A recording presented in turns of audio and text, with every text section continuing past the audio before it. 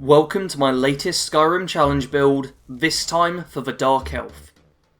As with my previous challenge builds, this character is built using only the 6 skills that are raised at the start of the game, and is also played on the legendary difficulty setting. If you're looking for a way to freshen up Skyrim and force yourself to change from your standard routine, then these challenge builds will be perfect for you. Before I get into the backstory, make sure to give the video a like and subscribe to the channel. I know I say this in just about every video, but without these things, these videos will eventually stop being made, so they truly do help out. The Dark Elf was raised by a family of assassins. Growing up, she was taught how to kill without being seen, and every day she would hone her skills. She was a naturally gifted mage, and her talent with the arcane was nurtured, meaning she never needed a weapon to complete a contract.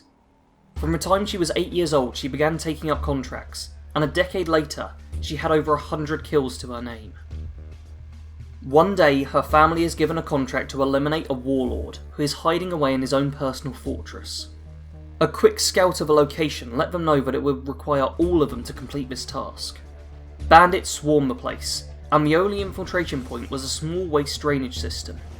The young Dunmer is the only one of the family small enough to travel through it, so she is given the task to infiltrate the fortress, whilst the others ready a distraction to draw the majority of the bandits away. She crawls through the sewer system as quickly as possible, knowing she has a limited amount of time to get in before the distraction begins. Just as she is reaching the end of the tunnel, she hears the sounds of shouting coming from above. Clearly the distraction has begun.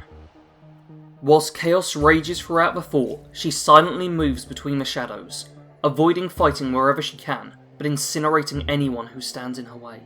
Eventually she reaches what she assumes is the warlord's quarters, and slowly opens the door, careful to not make a sound.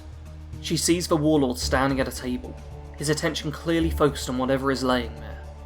She silently creeps forward at the slowest pace she can manage, ensuring he can't hear her approach. As she is moving though, she notices him sniffing the air, and realises her mistake too late. The man spins around with a sword in hand, releasing it as he faces the assassin and sending it flying forth. The blade flies true and buries itself in her torso, causing her to stagger back and lose focus. The warlord stomps over to her, lifting her up with one meaty fist and slowly slides the sword out of her body. Instead of trying to resist the pain, she uses it, focusing the feeling to let her surround herself with flames, burning the man's hand and giving her an opportunity to escape. She flees the same way she entered and desperately uses all of her adrenaline to crawl through the tunnels before running far away and into the woods. As blood continues to seep from the wound, her consciousness starts to fade. Seeing a light somewhere in front of her, she blindly staggers towards it, collapsing before she knows its source.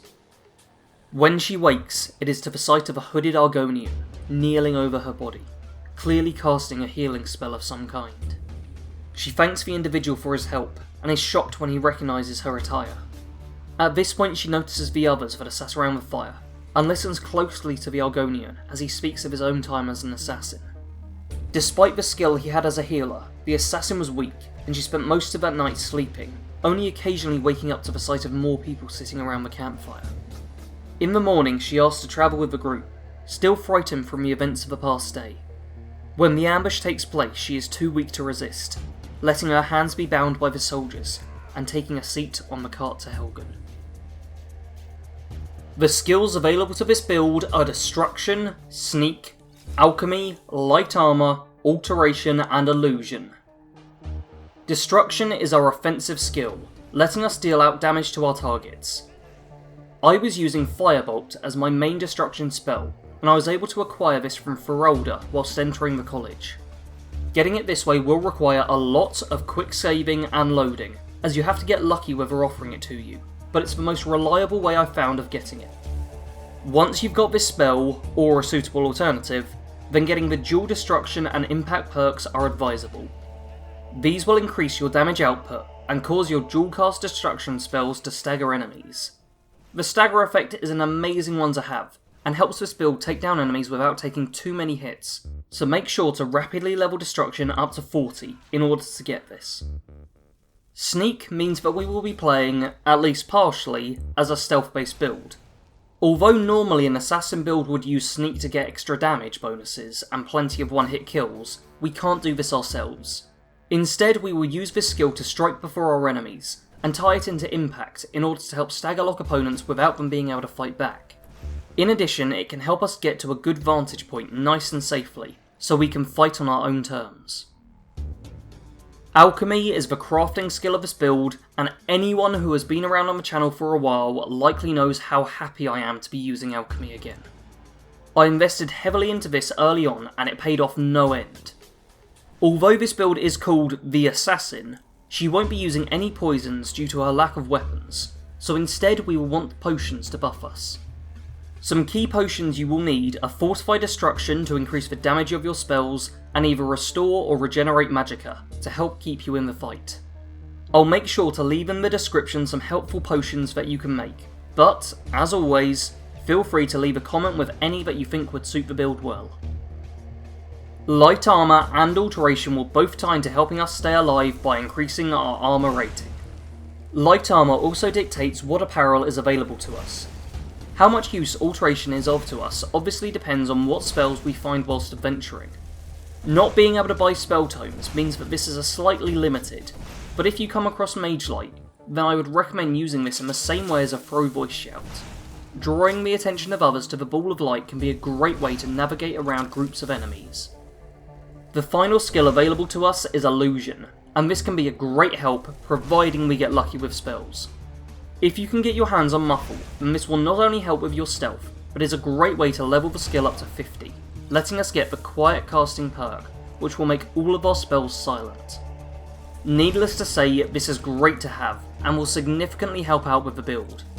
However, you may not get lucky with the spell tome drops, so we can't rely on this entirely for the build, so make sure you can stand up to a one-on-one fight even if detected. As an additional note, there is a chance you can get the Frenzy spell from Feralda whilst entering the College of Winterhold, but if you end up with this you won't be able to get the Destruction spells, so there's a bit of a split in how this build plays dependent on that. If you end up getting Frenzy and sticking with it, then instead you will focus more on manipulating enemies to kill one another than directly killing them yourself. When leveling with this build, I would personally recommend putting all the points into Magicka.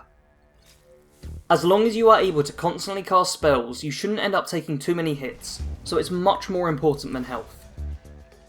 When you want to level skills quickly, make sure you're using both the Mage and Thief stones, as well as occasionally the Lover stone if needed.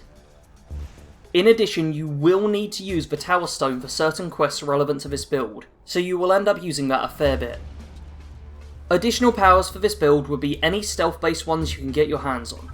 Shouts such as Aura Whisper and Throw Voice will be great to have for manoeuvring around enemies, but there's also an argument for going down the Thieves Guild questline later on to get the Nightingale powers too. Due to the lack of weapon skills for this build, you will likely end up with nothing in the weapons section of the menu. However, keep in mind that you can still use staves and scrolls if need be, so make sure you're collecting any of them that you come across. As an additional point to that though, keep in mind that you can't recharge your staves, as this would level Enchanting. The Assassin wears the full set of the Armour of the Old Gods.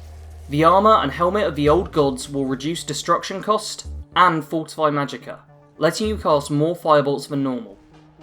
These are the two most important parts of the set for us to have, and they will go a great way to improving our combat capabilities. The Boots of the Old Gods will improve our sneaking skills, and will be especially helpful early on, while we still likely will be having trouble staying hidden. Finally, the Gauntlets of the Old Gods aren't actually that helpful to us, but there weren't any other guaranteed light armour pieces for the hands that would help us out, so we may as well go for the full set. In addition, you will want Muri's Ring and the Nightweaver Band, both of which can be attained by completing the additional objective during Dark Brotherhood quests. Muri's Ring will make our potions more powerful, so should be used whenever we reach an alchemy station, and the Nightweaver Band will be our combat ring. It reduces the cost of destruction spells by 10% and fortifies sneak by the same amount, making it an ideal item for this particular build. As for a necklace, I don't have much in the way of a specific choice that you must take. I was very tempted by the Necromancer amulet for the extra Magicka, but the downsides didn't really make it worthwhile. Instead, just use whatever the best necklace you happen to find is. The main faction for this build will be the Dark Brotherhood. The assassin will need to make a new life for herself in Skyrim, and her skill set will make her a perfect fit within the shadowy organisation. You will also want to join the College of Winterhold for a relevant entry spell. Beyond this, it will also provide you with a fully stocked alchemy lab, with a fair few of the rare ingredients that you may need. Finally, you will also need to go to Markarth and complete the quest No One Escapes Sidna Mine, siding with Madonak, in order to get your armour. Although right at the start of the game you will probably need a follower with you to get through any tough encounters, you will eventually want to end up travelling alone, in order to remain hidden easier. Every stealth-based build works better going solo, and although this is a challenge build, this doesn't change here. You play as a stealth-based mage. Deal damage with your destruction spells from range, staying hidden for as long as you can in order to prevent yourself coming under attack. If you get lucky with spells, then you can use illusion magic to help keep yourself undetected, and to alter the minds of your enemies, so that they won't be focusing on your own actions. Destruction spells don't get a damage multiplier for sneak attacks in the same way that physical weapons do, so you will likely end up relying on the impact perk to stagger lock your enemies, preventing them from fighting back against your arcane onslaught. For role-playing, you should focus on initially trying to recover and regain your strength, but after some time try and find out what happened to your family. I'll leave it up to you to decide what you'll do to work towards this, but for me personally, I would just focus on travelling throughout Skyrim, and learning every scrap of information you can about murders or assassinations, hence the added incentive to join the Dark Brotherhood. This will also play into eventually going to Solfstein, due to the appearance that the Morag Tong have there. Thanks to all of you for watching my latest Skyrim challenge build. Don't forget to like the video if you enjoyed it, as it helps out far more than you realise. Without likes, these videos wouldn't end up getting made. In addition, leave a comment with your thoughts on the video, and share it too if you know anyone who would enjoy playing as this character. That's it for this video, but I look forward to seeing you all in the next one.